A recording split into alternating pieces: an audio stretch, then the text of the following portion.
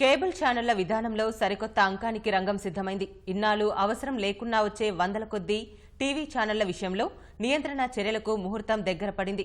ఈ నెల 29 నుంచి అమల్లోకి రానున్న కొత్త పద్ధతిలో 100 దాకా ఉచిత ఛానళ్లకు తోడు డబ్బులు చెల్లించిన ఛానళ్లే ప్రసారమవుతాయి.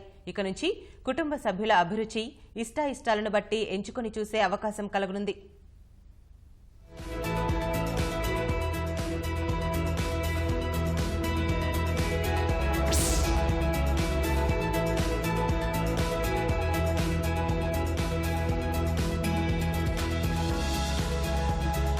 బుల్లితెర వీక్షకులు ఇకపై తాము కోరుకున్న ఛానళ్లు మాత్రమే చూసే వెసులుబాటు కలగనుంది.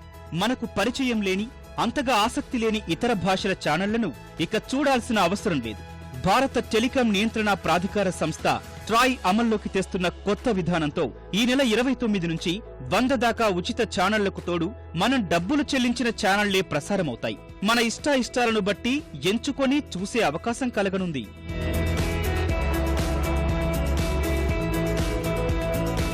ట్రాయ్ కొత్త విధానం ప్రకారం ప్రతి వినియోగదారుడు నెలకు 130 రూపాయలు చెల్లించాలి. దీనికి పన్నులు అదనం. ఈ మేరకు 100 ఉచిత ఛానళ్లు అందుబాటులో ఉంటాయి. ఒకవేళ అవి కాకుండా ఇతర ఛానళ్లను చూడాలంటే అందుకనుగుణంగా కొంత మొత్తం అదనంగా చెల్లించాల్సి ఉంటుంది.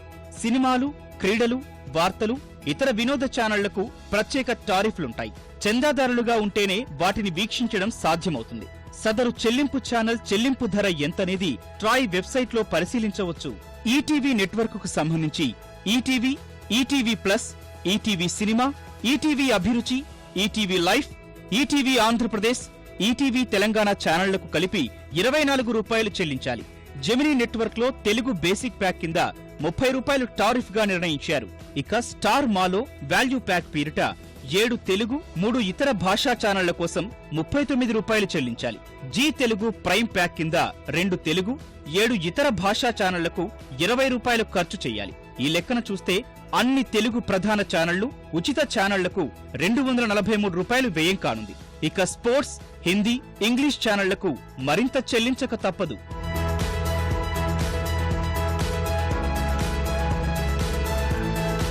తెలుగు ఛానళ్ల ప్యాక్ తో పాటు హిందీ, ఇంగ్లీష్ ఛానళ్లు కావాలనుకుంటే మరికొంత అదనంగా చెల్లించాల్సి వస్తుంది. ఉచిత ఛానళ్లు, తెలుగు, హిందీ, ఇంగ్లీష్ ప్రధాన ఛానళ్లు తీసుకుంటే 300 నుంచి 400 రూపాయల వరకు ఖర్చయ్యే అవకాశముంది. తాజా విధానంపై భిన్నాభిప్రాయాలు ఉన్నప్పటికీ ట్రాయ్ నిబంధనల మేరకే ఈ నిర్ణయం తీసుకున్నారు. అయితే ప్రస్తుత కేబుల్ వ్యవస్థ ద్వారా ప్రసారమయ్యే 100కు పైగా ఛానళ్లలో వీక్షకులు అనునిత్యం చూసేవి కొన్నే ఉంటాయని, మిగతావన్నీ వృధాయేనని, ఇకపై అవసరమైన వాటిని మాత్రమే ఎంచుకొని చూసే అవకాశం దక్కుతుందని కొందరి అభిప్రాయం. డిసెంబర్ 28 అర్ధరాత్రి తర్వాత ఉచిత ఛానళ్లు మాత్రమే ప్రసారమవుతాయి. గడువు తర్వాత ప్రసారాలు ఆగిపోవద్దనుకుంటే వీక్షించాలనుకుంటున్న చెల్లింపు ఛానళ్లకు సంబంధించిన జాబితాను స్థానిక కేబుల్ ఆపరేటర్కు ఇవ్వాల్సి ఉంటుంది.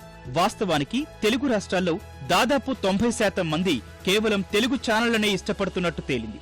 ఇతర భాషా ఛానళ్లు వీక్షించే వారి సంఖ్య చాలా తక్కువే.